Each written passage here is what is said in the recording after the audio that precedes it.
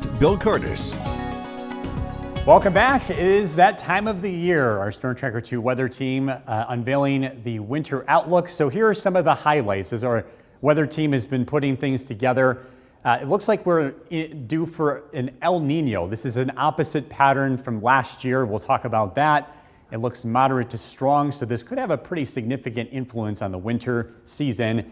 And what does that mean locally for us? This is all about the local take. You've heard a lot of different outlooks, a lot of different entities putting this information out there, but our local take is going to be very different because we have very different weather here in upstate New York, especially with the lake effect. One thing we're going to be looking at too is past similar winters and what years do we think this upcoming winter will have in common with some of the years past. Let's talk about El Nino. We go to the Pacific Ocean. It is a large driver in climate. This big body of water does have an influence on the jet stream.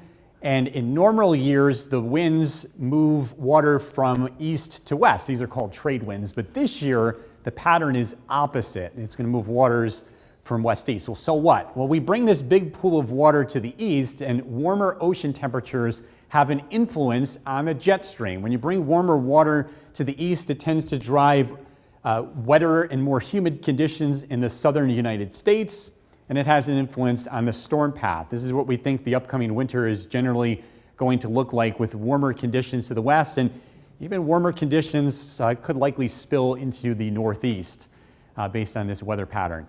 We didn't have as many years in common with this upcoming winter, but we did pick out three: 1982, 1983, 1997, 1998, and 2015 and 2016 in terms of what El Nino will be looking like. This is what the winters did.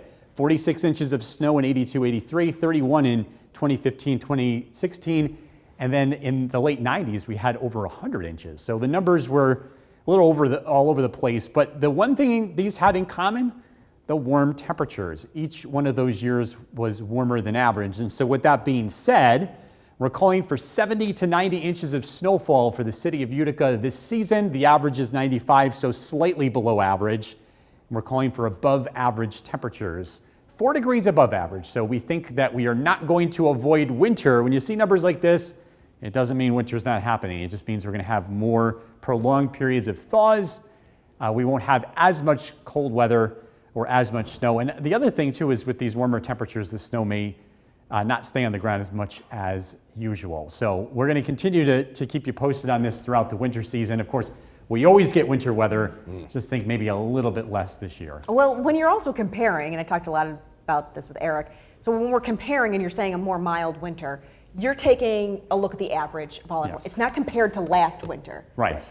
More similar to last year. Right. Last winter was warmer than average, and I think this winter, again, could be very similar to that. The other thing, too, this is not the same as a 7-day forecast. We're not going to be able to tell you specific things about, is Christmas going to be green or white this year? And there's just less predictability here. So I don't want to allude to the fact that, yes, go ahead. Yeah, it allows people to plan for plowing and snow removal. And Right. And the other thing, too, is as we go further in time, how does winter end? We don't really know. We don't know if this is going to be a longer than usual, if this cold weather spills into the spring or not. It's just a little too early to say. A to be continued for sure.